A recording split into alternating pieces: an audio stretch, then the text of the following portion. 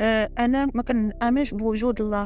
السلام عليكم، كنتمنى ان شاء الله تكونوا بخير في احسن الاحوال ديالكم. بما اننا حنا في شهر رمضان غنحاولوا ناخذ واحد المواضيع اللي شويه بعيده عن تطلع داكشي. علاش اليوم جبت لكم واحد الفيديو اللي الكونسيبت ديالو هو ديني ولا ديني.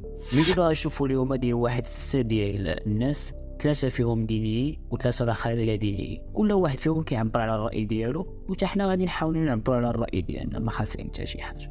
المهم نبداو الفيديو ديالنا. يلا على بركه. واش الذين نخرجوا من الدين بسبب الجهل ديالهم به؟ بالنسبه لي انا الدينيين كيخرجوا من الدين بسبب انهم كيشوفوا بعض الحقائق في الدين. هذا هو السبب الاول، كيشوفوا شي حقائق اللي ما كيوالموش القيم ديالهم، القيم الانسانيه وداكشي كامل. وثاني لا، ماشي هذا هو السبب. السبب الوحيد اللي كيجيني انا هو انه هاد الناس هادو كيبغيو يبانوا مختلفين على كاع عباد الله، زعما راه واعيين وعرفوا الحقيقه. آخر هو أنهم كيكون واحد الحاجة أنه بعض الأشخاص راهم ماشي روحانيين، يعني جميع هذوك الأشكال الروحانية ما كيوريوهمش. فمنين كيفرضهم عليهم الدين كيضطروا أنهم يخرجوا منه. إلا أنا مفروض عليا ندير شي حاجة روحانية وأنا أصلا ما عنديش واحد الارتباط روحاني بهذا العادة، أكيد غادي نبعد من أي حاجة كتفرضها لي. بالنسبة لي ما كنظنش أن هناك شي علاقة بين الجهل والخروج من الدين. ممكن إنسان يكون من مرحلة ديال الشك، ومرحلة ديال الشك كتجي عن طريق تساؤلات. يعني انت فكرتي انك تفكر، كندوزو لنا كاملين، ولكن كتبقى كتمشي تبحث. كيفاش انت كتبحث؟ واش كتفكر انه داك الكتاب غادي تقراه من وجهة نظر انك غادي تساقده، ولا من وجهة نظر انه عنده الحق وخاصني نتقبل داكشي اللي فيه؟ قلتي الدين ماشي احاسيس، ولكن هو راه روحانيات. تقدر تاخذو كحاجه اللي غادي تامن بها، ولكن ما تامنش داكشي اللي فيه كيقول لك اقتل ولا دير شي حاجه ولا شي المهم شي حاجه اللي كتبان لك ضد الانسانيه. دابا صراحه دابا الموضوع ديال الدين ولا دين هو واحد الموضوع، فهمتي، اللي خص باش تناقشوا اصلا تجلس مع واحد العقول اللي كتكون عاقله، فهمتي. دابا هادو جاتهم واحد الفكره انه شكون هو هذا الله، فين هو الله، علاش ما كنشوفوش شنو الله. صافي ناض قال لك اخويا انا ما كنامنش بالدين وما كنامنش بالله. ما عندوش ما غاديش يدخل معاك في واحد التفاصيل ولا يبين لك شي حاجه اللي انت ما عارف تقدر تزعزعك انت بالدين ديالك. صافي كيبقى واحد النقاش محدود بزاف، وواحد الدرجه اللي انا ما يمكنليش نقنعك بانه الله كاين وانت مثبت بواحد الفكره لانه الله ما كاينش. صافي غادي تامن بالتسامح، تامن بالفعل الخير، ولكن خذو مبدأ تمشي عليه روحاني باش تعرف المعنى ديال الحياة. متبقاش يجيب دوك التساؤلات اللي الا خرجتي من الدين غادي يوليو يجيكم من بعد. يعني كاين هذا الشيء وكنمشي لك الدين، يا اما خصك تاخذو كامل يا اما ما تاخذ فيه حتى حاجه. كيدخل شويه من هنا وما تاخذش من هذه القضيه. ما كايناش معلومه بسيطه. المهم كاع الدينيين هما اللي لابسين داك لي ماسك باش تكونوا عارفين الناس. وانا بالنسبه لي بدي انت عارف راسك كتقول واحد الحاجه اللي صحيحه. الا شافوا داروا كاع ماسك صح في الدوله ديال المغرب دابا يخرج يقول ما كاين لا ما حتى شي حاجه ما كيتابع معاك كاع. اللي كنشوفوا انا دابا بزاف في المجتمع ديالنا هو ان ديك واحد ما داخلش وسط المجتمع، كان ديما كيشوف الكولتور اللي برا المجتمع ديالو. المجتمع كيبان ليه بلي كاين واحد الشرخ ما بين المجتمع ديالو وما بين برا. هذوك القيود اللي كيديرهم عليه المجتمع هنا كيشوف برا بلي ما كاينيش دوك القيود، اذا اوتوماتيكمون كيقول بلي هذاك الشيء اللي كيديروه برا راه هو اللي صحيح.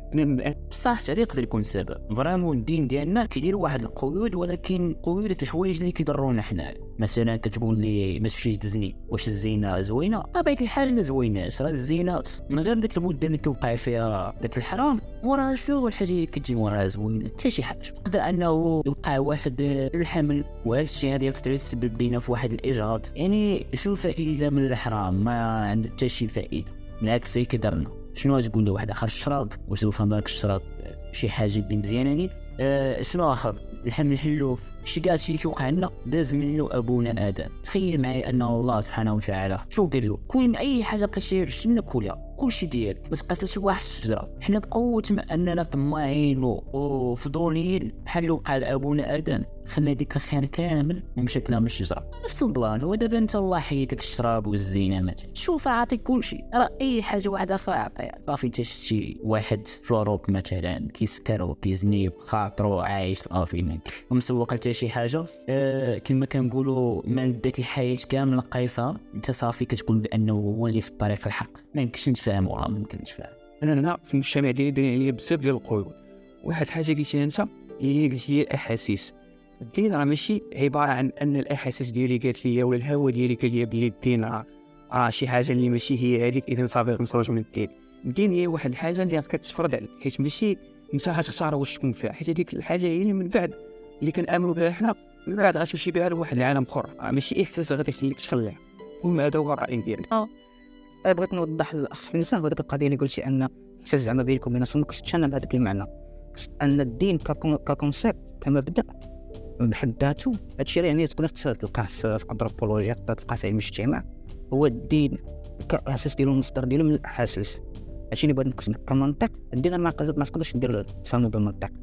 واش مثلا بالعلم واش نقدروا مثلا نقيسوا الله، واش غادي نقدروا نقيسوا الملائكه؟ ما تقدر تكون هذيك الاشياء بالغيب بالاحاسيس. هادشي اللي قصد لك، ماشي قصد لك بمعنى انه داكشي اللي جاك على كانت، لا قصد لك ان الدين بحد ذاته ككونسيبت هو مبني على الاحاسيس. فهمتي؟ ماشي انت كتخرج منه على قبل الاحاسيس. هادشي اللي بغيت نبين. الدين الاصل ديالو احاسيس، يعني ما يمكنلكش انه تثبت. وراه شوف عطاني عقلك واحد الشيء، نفترض انه ما كاين لا اله ولا جنه ولا نار، ما كاين حتى شي حاجه مع الشيء كامل. لنفترض انه حنايا خلقنا بحال كيقولوا من ديك الانفجار العظيم وبراكين وتكون حنايا من الارض. المهم لنفترض انه هذا الشيء صح. عطيني واحد الهونيها من وقتك، حبس كاع الفيديو وفكر اللي حنايا جينا لهاد الطبيعه بواحد العشوائيه. شنو هو الدور ديالنا مع هادشي كامل؟ علاش حنا كاينين اصلا مع هادشي كامل؟ علاش بهاد العشوائيه تخلقنا حنا؟ علاش؟ انا اللي كنعرف على المنطق هو اللي كيخدم بالماط والفيزيك. كنعرف على اي معادله في الماط كتلقى عندها نتيجه، اي معادله عندها نتيجه. اول حاجه نفترض اننا كمعادله شنو هي النتيجه.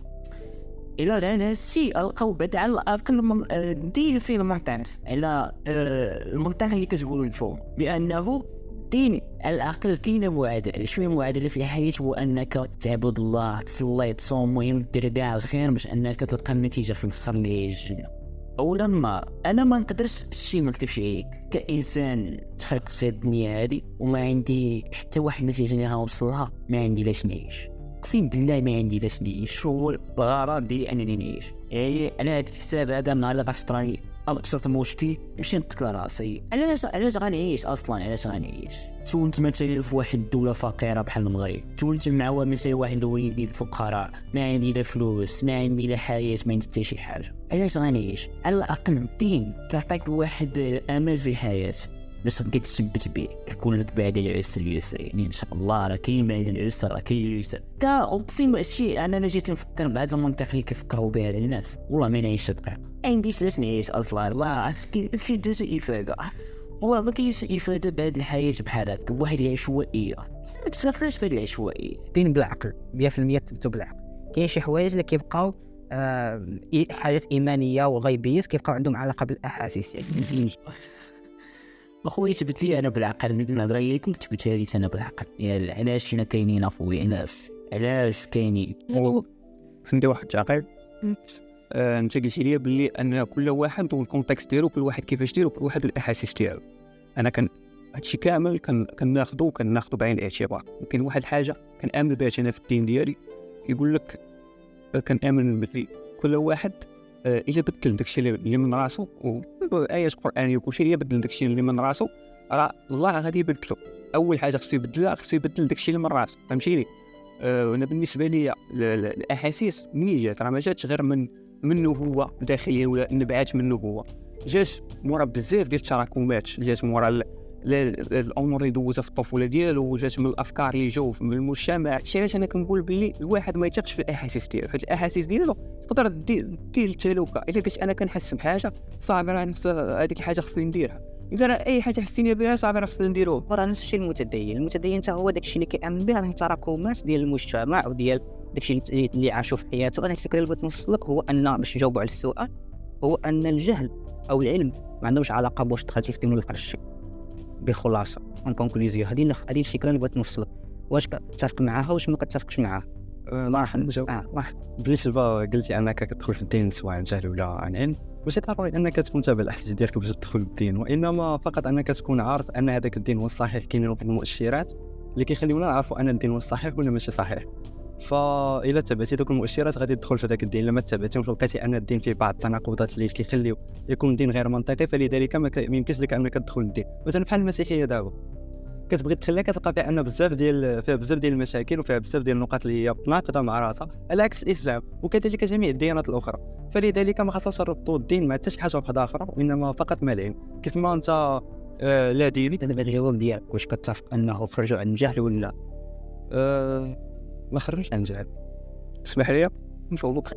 واحد حاجة قطعت الفكرة اللي قلتي ديال أن الذين ما عندوش مشكلة مع الدين ولكن عنده مشكلة مع شي حاجة عنده لداخل. لا بالعكس، الذين راه هو عارف شنو عنده لداخل ولكن عنده مشكلة مع هذاك الواقع، مع هذيك الإيديولوجيا المفروضة عليه في الواقع، هي اللي كتخليه عنده مشكل. راه ما عندوش مشكل مع شي حاجة عنده لداخل، راه المشكل ديال الواقع. عنده كاينة واحد الحاجة في الواقع مفروض عليه، مفروض على أنه يتعامل على أساس هذيك الحاجة في الواقع، على أساس هذيك الإيديولوجيا اللي ما كتنطبقش مع الأفكار ديالو ومع القيم الإنسانية ديالو. هادشي اللي كيخليه كيقلب في الدين، وهادشي اللي كيخليه يبعد منه. فعلا كاينين بعض النقاط اللي كيخليو الانسان انه يبعد على الدين، ولكن هذاك السبب اللي كيخليك انك تبعد على دوك القواعد الدينيه هو المشكل المرتبط مع النفس ديال. بالنسبه لك داكشي اللي شفتيه في الدين جاك على كاع انت كتشي اللي قلت انا في الاول، انت داكشي راه واحد اخر ما عادش يجي على وانا هذا الشيء اللي قلت لك انا واحد الحاجه حتى هي كيف مع راسك. لا ماشي ما عادش ديالنا صاحبي يفهمني. دابا انت راك مع راسك كاملين، راه مع راسنا فاهمين راسنا، ولكن فاش كتجي تقرا الدين كاين اللي كيوالنا كياخذوا، كاين اللي ما كيوالناش. هادشي اللي بغيت نرسلو. شكون حنا اللي كنامنوا فيه اننا ما كنصدقوش القيم من راسنا حنايا. القيم اللي كنامنوا بها هما القتل. شو زوينه هذه كل حاجه. انا كل واحد عطاو الدين اللي غيوالو كيفاضوا علينا الدين. اذا الدين ما غاديش نجي شي حاجه ونقول انني هذه الحاجه صافي راه كتنطبق عليا، اذا راه الدين هذا راه معايا، الدين كيخليني ندير هذه الامور، صافي الدين هو احسن دين ممكن ندير. ولكن هو الاستسلام لهذاك الدين، الايمان باي حاجه فيه كما كانت انت غتناسب الهوى ديالك ولا ما تناسبوش تامن به في جميع الظروف. معقوله لا هذه معقوله. الدري هذا هو الدري اللي عجبني انا في دوك اللي جالسين هذا الدين زعما واحد ما بحالنا ما كاينش. مثلا انا ما يمكنش لي انا كانسان ضد العنف نتقبل الدين اللي كيفرض عليا العنف باش ندخل الناس الاخرين للدين ديالي. ولكن هذه قيمه كتثبت بس فرض عليك العنف بيجي ما نهضروش بزي هادشي كاين سبب اكيد يا الحديث شي موجهه في الحديث.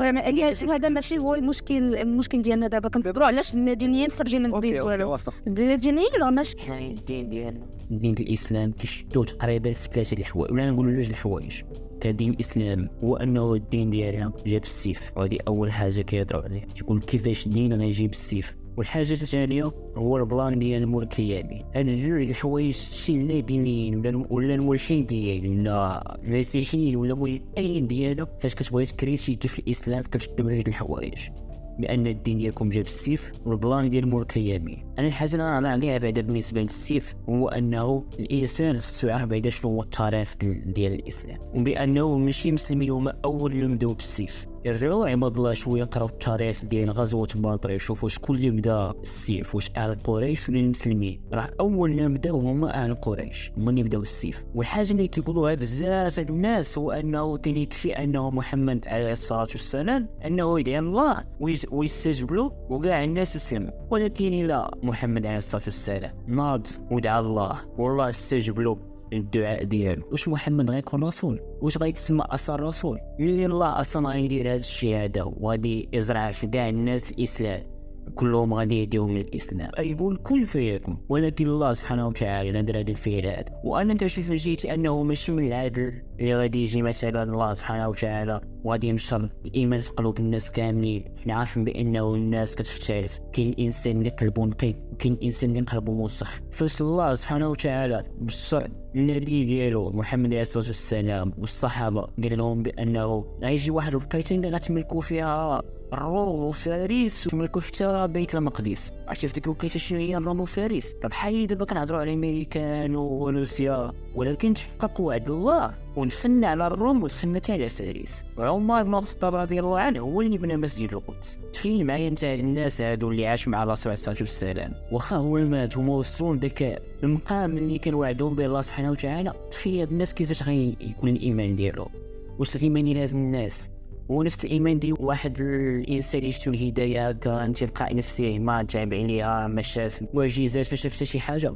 واش دابا انت كانسان اللي كتفرج واش نفس الخشوع ديال الناس اللي عاشوا الرسول عليه الصلاه والسلام وشافوا داكشي بعينيهم؟ ماشي نفس داكشي علاش كانت معنا الصحابه بانه وصلوا لواحد المرحله في الاسلام ما كيتقبلهاش عقل، ولكن داكشي اللي عاشوا وشافوا الوعد اللي وعدهم به الله سبحانه وتعالى راه كتشوف شي حوايج ما يمكنش ما تامنش. راه مور الرسول عليه الصلاه والسلام مور ما ماش الناس فاش وصلوا لديك المقام ديال انه دخلوا على فارس الروم عاد بداو كيامنوا عباد الله، ما كانوش متيقين في الاول حتى شافوا بعويناتهم. كانت هذه البارت الاولى، حيت الفيديو طويل صراحه، راه الفيديو طويل وانا هضرت بزاف.